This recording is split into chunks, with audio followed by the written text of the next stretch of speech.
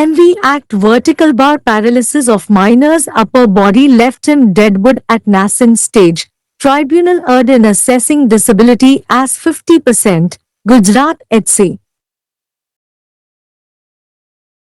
Enhancing the compensation to Rs 13,09, 240 along with interest to a 5-year-old boy who became paralytic after a road accident. The Gujarat High Court said that the Motor Accident Claims Tribunal, which had awarded over 2 rupees lakh, had failed to understand the effect of paralysis on the boy's upper body, which left him deadwood at the nascent age. In doing so, the court further underscored that the boy's normal living had turned into misery and 50% physical disability which had been assessed was in fact 100% functional disability. The court observed that it is a statutory duty of the tribunal to assess and grant fair, realistic and just compensation to account for the lifelong impact caused by the injuries incurred post-accident. Justice J.C. Doshi observed, in the present case, the minor victim aged 4 to 5 years at the time of the road accident suffered paralysis of upper limb of the body. The physical impairment or disability has been assessed to 50% body as a whole. The learned tribunal has accepted the physical impairment as functional disability and 50% has been adopted to compute the compensation. It appears that the learned tribunal failed to understand that paralysis on upper part of body rendered the minor victim deadwood at the nascent age.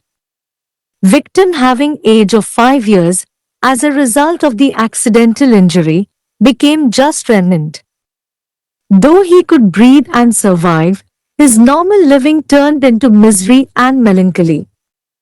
Therefore, 50% physical disability body as a whole rather is 100% functional disability. The minor victim becomes useless and kaput for doing any work for whole life and therefore, according to this court, the learned tribunal erred in adopting 50% as disability of the minor victim for computing loss of future earning and therefore, said findings deserves to be corrected by holding that the minor victim was fully incapable to do any work. In doing so, the court relied on the principles laid down by the Apex Court in Baby Sakshi Grayola v. Manzoor Ahmed Simon, 2024, and Kajal vs. Jagdish Chand and ORS, 2020, pertaining to assessment of compensation. It further referred to Raj Kumar vs. Ajay Kumar, 2011, where the Supreme Court had held that the tribunal owes a duty to assess functional disability and assess impact of physical disability on earning power including potential earning power of the victim. In the present case, the minor boy was riding as a pillion on a motorcycle with his father when a mini truck driven rashly from the wrong side collided with them, due to which the boy received serious injuries over his skull and body. He filed a claim of 15 lakh rupees with the tribunal. The appeal was filed challenging the award of the tribunal wherein the minor was granted a compensation of 2,25,000 rupees with 9% interest for the paraplegia injury sustained by minor at the time of accident. The counsel appearing for the claimant argued that the accident has ruined his life and the tribunal awarded an unfair compensation ignoring the severe impact of paraplegia on the 5-year-old's life. She further contended the accident not only left the child permanently disabled but also caused the death of his father and the tribunal ought to have assessed the compensation for the paraplegia injury seeing it as a cognitive impairment effect and having long life impact on the claimant's quality of life, as also her inability to form marital bonds.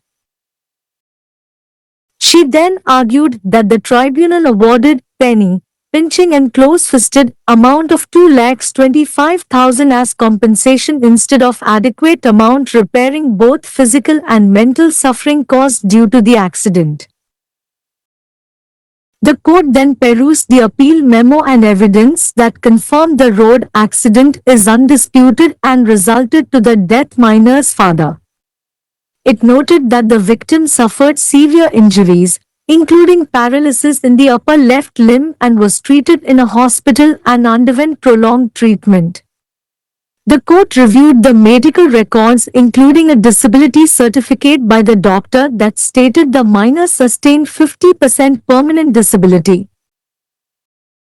The court then partly allowed the appeal and directed the insurance company to deposit enhanced amount of Rs 13,09, to 40 with 9% PA interest from the date of claim petition till its realization before the concerned tribunal, within a period of 6 weeks from the date of receipt of this order. The court directed the tribunal deduct the court fees according to rules laws and to disburse the entire awarded amount with interest after verification and due procedure to the claimants by check, NEFT, RTGS. Case title: X vs. Balwant Singh Hanubha Rana and Anra. Case number FA 2866 of 2012. MV சட்டம் சிறுவனின் மேல் உடல் செயலிழந்து இளம் வயதிலேயே உடல் செயலிழந்து போனதால் ஊனத்தை 50% ஆகஸ்ட் மதிப்பிடுவதில் தீர்ப்பாயம் தவறு செய்தது. குஜராத் உயர் நீதிமன்றம். சாலை விபத்திற்கு பிறகு பக்கவாதத்தால் பாதிக்கப்பட்ட 5 வயது சிறுவனுக்கு வட்டியுடன் சேர்த்து இழப்பீட்டை 13,09,240 ரூபாய் ஆகஸ்ட் உயர்த்திய குஜராத் உயர்நீதிமன்றம் ₹2,00,000 மேல் வழங்கிய மோட்டார் விபத்து உரிமைகோரல் தீர்ப்பாயம் சிறுவனின் மேல் உடலில் ஏற்படும் பக்கவாதத்தின் விளைவை புரிந்து கொள்ள தவறிவிட்டது என்றும் இதனால் அவன் வளர்ந்த வயதிலேயே இறந்து போனான் என்றும் கூறியது. அவ்வாறு செய்வதன் மூலம் சிறுவனின் சாதாரண வாழ்க்கை துயரமாக மாறிவிட்டது என்றும் மதிப்பிடப்பட்ட 50% உடல் ஊனம் உண்மையில் 100% செயல்பாட்டு ஊனம் என்றும் நீதிமன்றம் மேலும் அடிக்கோடிட்டு காட்டியது.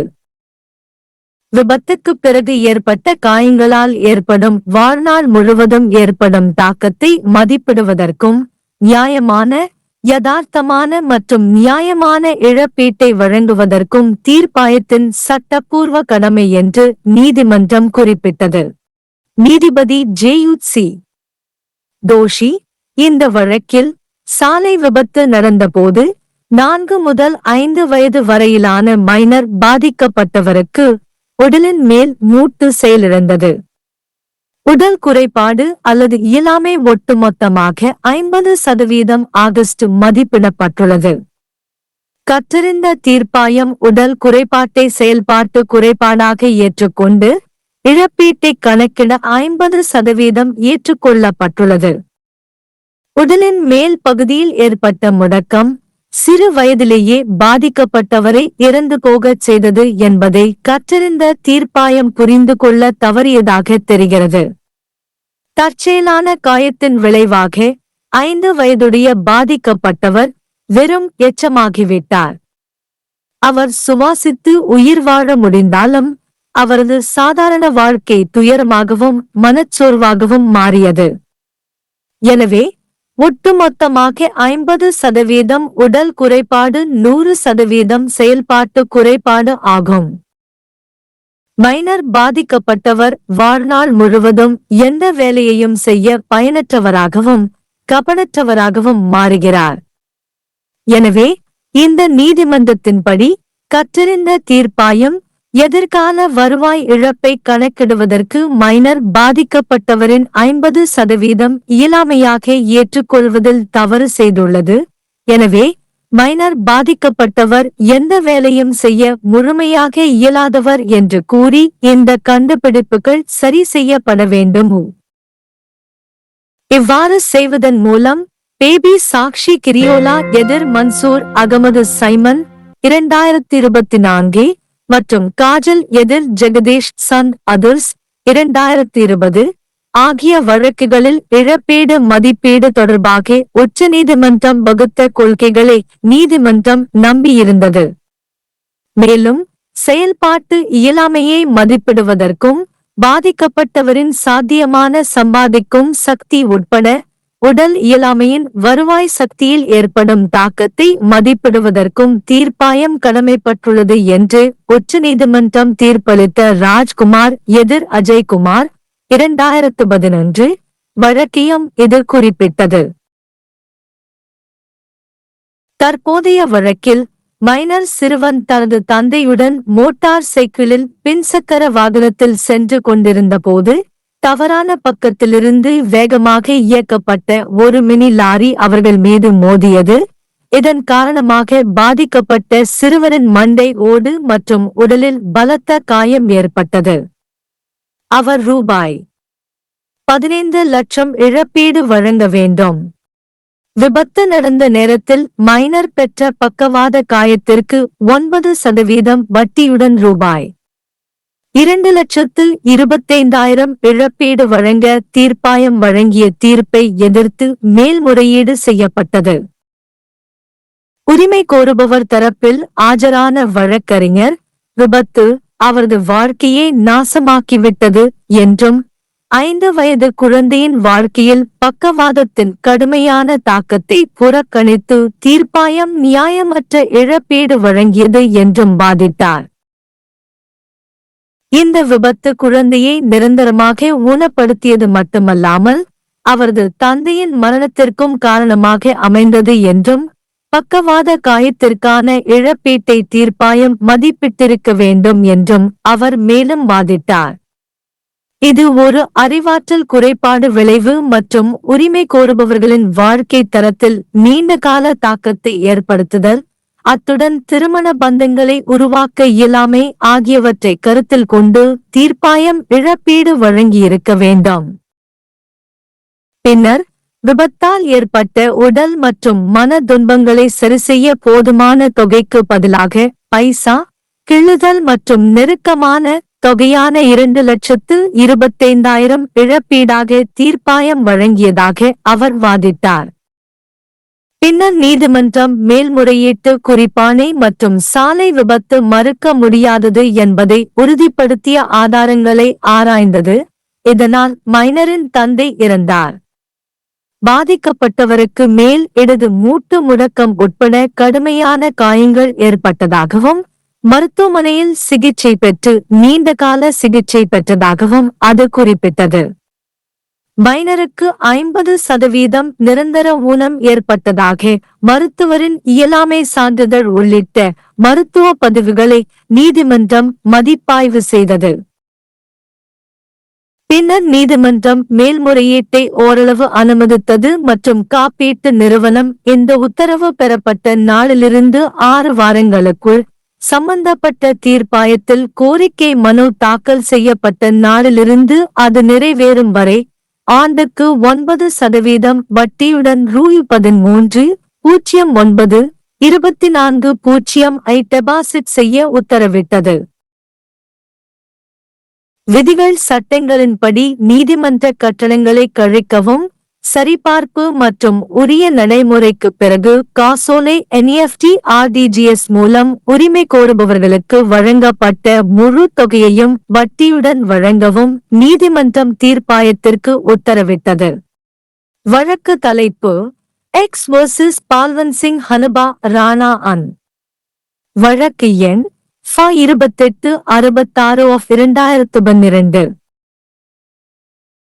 मोटर वाहन अधिनियम नाबालिग के शरीर के ऊपरी हिस्से में लकवा मार जाने के कारण वह बचपन में ही मृत हो गया। न्यायाधिकरण ने विकलांगता को 50% मानकर गलती की। गुजरात उच्च न्यायालय। सड़क दुर्घटना के बाद लकवाग्रस्त हो गए 5 वर्षीय लड़के को ब्याज सहित 13,09,240 रुपए का मुआवजा देते हुए गुजरात उच्च न्यायालय ने कहा कि मोटर दुर्घटना दावा न्यायाधिकरण, जिसने 2 लाख रुपए से अधिक का मुआवजा दिया था, लड़के के शरीर के ऊपरी हिस्से में लकवा मार जाने के कारण होने वाले प्रभाव को समझने में विफल रहा, जिसके कारण वह बचपन में ही मृत हो गया। ऐसा करते हुए न्यायालय ने इस बात पर भी जोर दिया कि लड़के का सामान्य जीवन दुख में बदल गया था और 50% शारीरिक विकलांगता जो आंकी गई थी वह वास्तव में 100% कार्यात्मक विकलांगता थी। न्यायालय ने कहा कि न्यायाधिकरण का यह वैधानिक कर्तव्य है कि वह दुर्घटना के बाद लगी चोटों के कारण जीवन भर होने वाले प्रभाव का आकलन करे और उचित, यथार्थवादी और न्यायसंगत मुआवजा दे। न्यायमूर्ति जे.सी. दोषी ने कहा, वर्तमान मामले में सड़क दुर्घटना के समय 4 से 5 वर्ष की आयु के नाबालिग पीड़ित के शरीर का ऊपरी अंग लकवाग्रस्त हो गया था। शारीरिक क्षति या विकलांगता का आकलन पूरे शरीर में 50% के रूप में किया गया है। विद्वान न्यायाधिकरण ने शारीरिक क्षति को कार्यात्मक विकलांगता के रूप में स्वीकार किया है और मुआवजे की गणना के लिए 50% को अपनाया है। ऐसा प्रतीत होता है कि विद्वान न्यायाधिकरण यह समझने में विफल रहा कि शरीर के ऊपरी हिस्से पर लकवा के कारण नाबालिग पीड़ित कम उम्र में ही मृत हो गया था। दुर्घटनावश लगी चोट के परिणामस्वरूप 5 वर्ष की आयु का पीड़ित केवल एक अवशेष बनकर रह गया। हालांकि वह सांस ले सकता था और जीवित रह सकता था, लेकिन उसका सामान्य जीवन दुख और उदासी में बदल गया। इसलिए पूरे शरीर में 50% शारीरिक विकलांगता 100% कार्यात्मक विकलांगता है। नाबालिग पीड़ित जीवन भर किसी भी काम को करने के लिए बेकार हो जाता है और इसलिए इस न्यायालय के अनुसार विद्वान न्यायाधिकरण ने भविष्य की कमाई के नुकसान की गणना के लिए नाबालिग पीड़ित की 50% विकलांगता को अपनाने में गलती की और इसलिए उक्त निष्कर्षों को यह मानते हुए ठीक किया जाना चाहिए कि नाबालिग पीड़ित कोई भी काम करने में पूरी तरह से असमर्थ था। ऐसा करते हुए न्यायालय ने मुआवजे के आकलन से संबंधित बेबी साक्षी ग्रेओला बनाम मंजूर अहमद साइमन 2024 और काजल बनाम जगदीश चंद और अन्य 2020 में सर्वोच्च न्यायालय द्वारा निर्धारित सिद्धांतों पर भरोसा किया। इसने आगे राजकुमार बनाम अजय कुमार 2011 का हवाला दिया।